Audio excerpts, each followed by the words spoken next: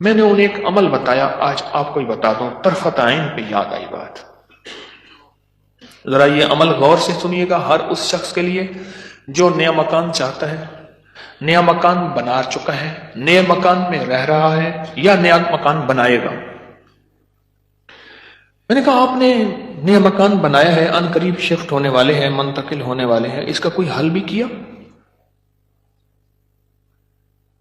میں کہا سب سے پہلے اس نئے مکان میں 3 نقصانات ہیں، اور آپ نے ایک بات اکثر سنی ہوگی، ہمیں گھر راس نہیں آیا، مکان شفٹ کیا، یہ حادثہ، یہ واقعات، جانی نقصان، مالی نقصان، پریشانیاں، مشکلات، مسائل، ہمیں نہ لوگوں کی نظر کھا گئی، یا یہ فلاں فلاں، آپ نے سنا ہوگا۔ آج میں اس کا راز بتاتا ہوں، یہ ہمیشہ راز یاد رکھیے گا، اور میری یہ بات ضرور پھیلائیے گا، بتائیے گا، لوگوں کا نفع ہو جائے گا، بھلا ہو جائے گا۔ نیا مکان جب بھی بنتا ہے، جب بھی بنتا ہے، اور جتنا خوبصورت ہوگا، جتنا خوبصورت ہوگا، جنات کو بڑا پسند آ جاتا ہے۔ اب میں ایک صاحب نے مجھے ایک بات بتائی، وہ بات میں انہی کی زبان میں سناؤں گا، آپ وہ بات کی چاشنی بھی لے لیں، پھر میں بات مختصر کر کے بتاؤں گا۔ اماں بالا کو قرآن پڑھیں دیا، یہاں تک سمجھ آئے گا؟ بچوں کو قرآن پڑھاتی تھی اماں۔ تو ہم نے نیا مکان بنایا، اماں نے یہ ڈٹھا، اماں کہندی ہے ون حافظ کوئی درخت دی ساوی لکڑ بھانا، چمک بھانا، شاخ توڑ کے لیا تازہ، اماں تازہ شاخ لو کے اوپر چڑھ گئی، نیت دی مار پوے، خدا خراب کر رہے، گلو سڑو، میرا گھر تک نظر یہاں، نکلو یہ تم، نکلو نکلو، ارے اماں ایسی دیواروں کو مار رہی، ایسی ایسی۔ ہم نے کہا یہ پتا تھا اماں کے پاس جنات بھی پڑھتے ہیں، آتے بھی ہیں، اماں جنات کا دم بھی کرتی ہے، ہدیے کھانے وغیرہ بہت آتے تھے ان کے گھر، میں نے بھی اماں کو دیکھا ہوا تھا، وہ میری نانی اماں کی بہن بنی ہوئی تھی، ایک دوسرے کو ہدیہ دینے لینے کرنے۔ نانی اماں کی طرف سے ہدیہ تھوڑے جاتے تھے، ادھر سے زیادہ جاتے تھے، کہ نانی اماں کی جیب سے جاتے تھے، ادھر سے ہدیہ آتے تھے، تو اتنے ہوتے تھے کہ وہ تقسیم ہوتے تھے۔ تو کہ نانی اماں، میری اماں نے نا مار مور کے ہانپتی کانپتی اماں آ گئی، کہہ رہے بس نکل گئی۔ اماں کیا ہے؟ کہہ رہے نیا مکان بنایا، ان کو اچھا لگا، گزرے جا رہے تھے، اوپر جو سیڑھیوں کی بمٹی تھی وہاں جا کے انہوں نے اپنا ٹھکانہ لگا دیا، مٹی لینے پہ ہاں اپنا سامان لگا رہے تھے، تو مجھے نظر آ گئے، نکال کے آئی ہیں۔ اچھا یہ ایک نہیں کئی واقعات ہیں۔ آپ کے گھر میں بہترین گھر بنا، بہترین گھر بنا، اور آپ کے گھر میں گندی کیچڑ کے 5-10 کتے، جو گرمیوں میں نا آپ نے دیکھا ہوگا نالیوں میں کتے بیٹھے ہوتے ہیں، بڑی ساری زبان نکال کے ہانپ رہے ہوتے ہیں، گندی نالی میں پانی گزر رہا ہوتا ہے تو ان کا جسم کچھ ٹھنڈا ہوتا ہے، وہ گندی نالی والا کتا جب اٹھ کے نا اپنے بدن کو چھاڑتا ہے تاکہ کیچڑ وغیرہ، آپ کے گھر میں کتوں کا ریوڑ گھسائے گندے، تو گھر میں کیچڑ ہوگی یا عطر کی بارش ہوگی؟ بدبو، غلاظت، نجاست، خباثت، یہی کچھ ہوگا، اور کیا ہوگا؟ جس گھر میں شیاطین آ جائیں اور شیاطین کا پورا قافلہ آ جائے اور فیملی آ جائے، جو کہ ہر بیت الخلاء میں ہوتی ہے، خبث اور خبائث، مذکر اور مؤنث، مائی اور جوان، ہر بیت الخلاء میں ہوتے ہیں۔ جاجو جتنا بیت الخلاء کو ٹائلیں لگا دے، لگژری بنا دے، ہمیں دھوکہ ڈال دیا اس ٹائلوں نے اور شیشے نے اور کمکموں نے۔ میرے کملی والے نے فرمایا ہر بیت الخلاء میں فیملی رہتی ہے۔ بھائی میاں بیوی ہوگی تو بچے ہوں گے نا، تو میں فیملی ایسے تو نہیں کہہ رہا، خبث اور تو سب سے پہلے تو جنات، شیاطین۔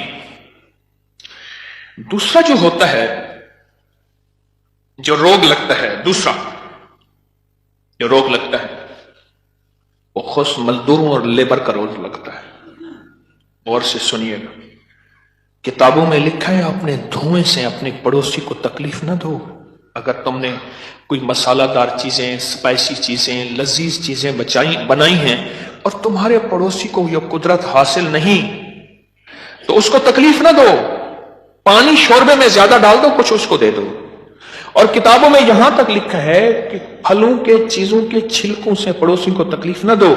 اگر کوئی اچھی اعلیٰ چیزیں کھائی ہیں تو اپنے پڑوسی کے گھر سے دور رکھو. اس بیچارے کو تکلیف ہوگی کہ اللہ میری جیب میں بھی ہوتا میں بھی کھاتا. یہ جو غریب لیبر آتی ہے، لیبر تو غریب ہی ہوگی نا، مستری مزدور، ان کی نظر کھا جاتی ہے، ان کی نظر کھا جاتی ہے. میں نے بکریاں رکھی، 8 بکریاں تو ذبح ہو گئی اور لیبر کھا گئی، 9ویں جو ہے آخر حرام ہو گئی اور چھری کے نیچے بھی نہیں آئی. میں نے کہا نکالو یہاں سے بکریاں. 8 تو چھری کے نیچے آئی اور 9ویں جو ہے وہ خود حرام ہو گئی. اور تیسری اور آخری چیز، یہ میں آپ کو کہتا نا گھر راس نہیں آیا، یہ میرے پاس بہت واقعات آتے ہیں. اس کی نظر ہوتی ہے، لیبر کی ہوتی ہے. اور بعض بندے ایسے ہوتے ہیں، اب تو سائنس ایول آئی اور بیڈ آئی پہ جاؤ، میرا لفظ لکھو سوشل میڈیا پہ، نیٹ پہ، پتہ نہیں کہاں، فیس بک پہ، ایول آئی بیڈ آئی. اب تو پوری دنیا کی سائنس نظر بد پہ پاگل ہو چکی ہے. پہلے کہتے تھے یہ ان کے قصے کہانیاں ہیں. ارے میرے کملی والے نے فرمایا، اور سائنس اس کی ریسرچ کو کہے سچ نہیں ہے تو ہو کیسے سکتا ہے؟ ہو کیسے سکتا ہے؟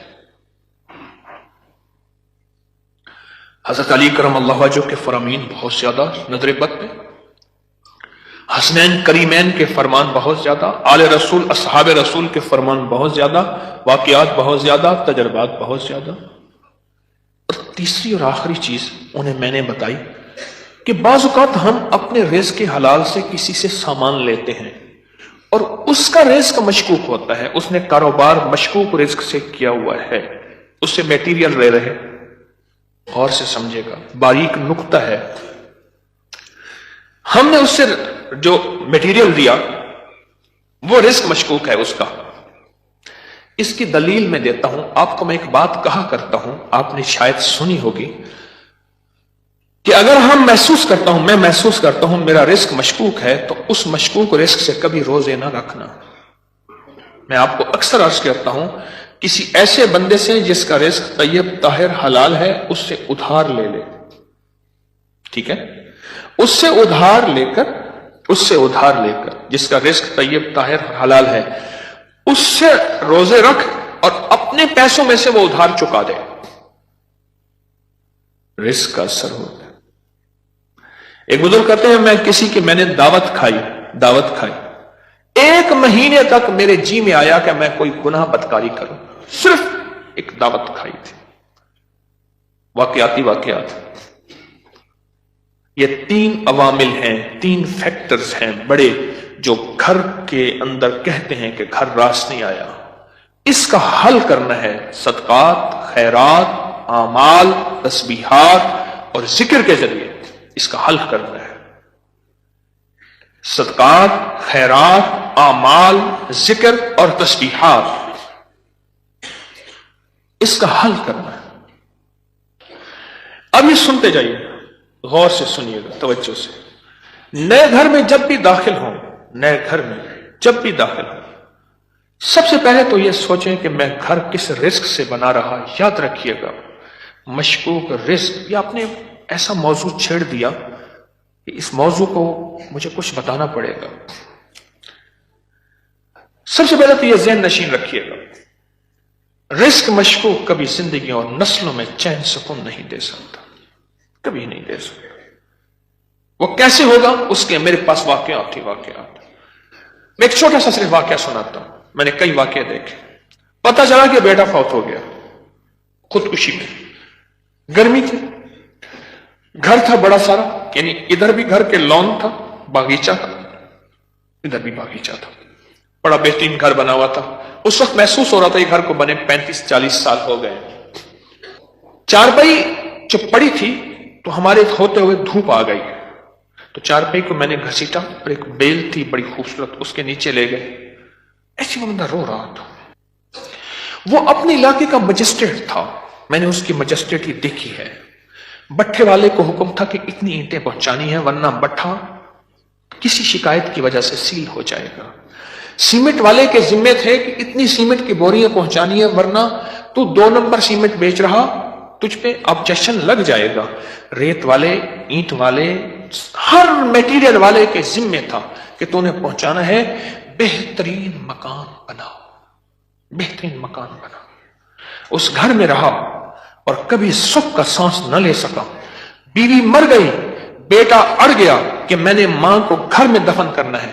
جو گھر کی پچھلی طرف کا باغیچہ تھا وہاں ماں کی قبر تھی، اور خودکشی مر کے کہنے لگا مجھے ماں کے قدموں میں دفن کرنا ہے.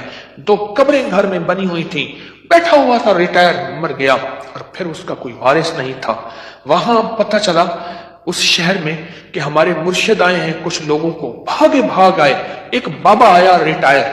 تو میں نے کہا بابا جی، مرشد بس میرے گھر چلیں، دعا کر دیں، کھانا کھا لیں.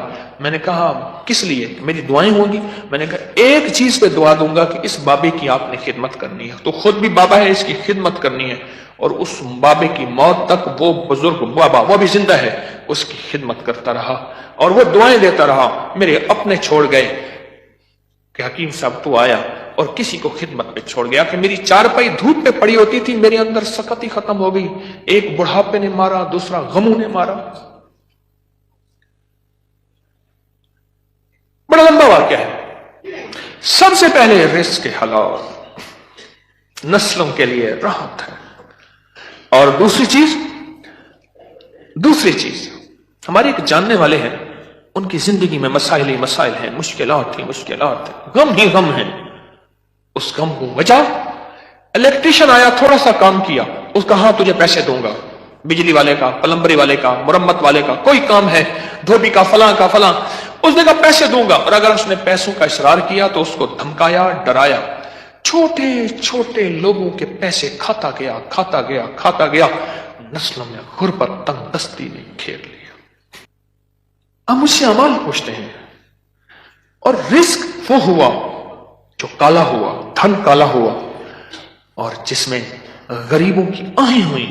تو میں کتنے اعمال کر کے اس گھر میں کیسے سکون پائے گا؟ مجھے بتا دو صحیح. اس کی مثال پتہ ہے کیا ہے؟ خنزیر کو بڑے خوش و خضوع سے لٹا کے کہتا ہے بسم اللہ اللہ اکبر، تو خنزیر حلال ہو جائے گا. کتے کو لٹا کے تو کہیں بسم اللہ اللہ اکبر، چھری بھی تیز ہو، قبلہ رخ بھی ہو، باوضو بھی ہو، اور تکبیر بھی پوری پڑھ، تو کتا حلال ہو جائے گا؟ خنزیر حلال ہو جائے گا؟ نہیں ہوگا. کوئی بات نہیں، گھر چھوٹا ہے، کوئی حرج نہیں. ان چیزوں کے خیال کر کے اب عمل بتا رہا ہوں. گھر میں 81 دفعہ سورت یاسین، جب نئے گھر میں داخل ہوں 81 دفعہ سورت یاسین مل کے بیٹھ کے خود پڑھیں، کرائے کے بندے جمع نہ کریں. 81 دفعہ سورت یاسین، اول آخر 7 بار درود پاک، ہر دفعہ بسم اللہ الرحمن الرحیم مل کے پڑھ لیں. ایک. دوسرا، ہر کونے میں 11 دفعہ آیت الکرسی مل کے پڑھ لیں. کوئی اس کونے میں گھر کا بندہ پڑھ لے، کوئی اس کونے میں. گھر کے چاروں کونے میں 11 دفعہ آیت الکرسی، اور 1 دفعہ گھر کے درمیان میں 11 دفعہ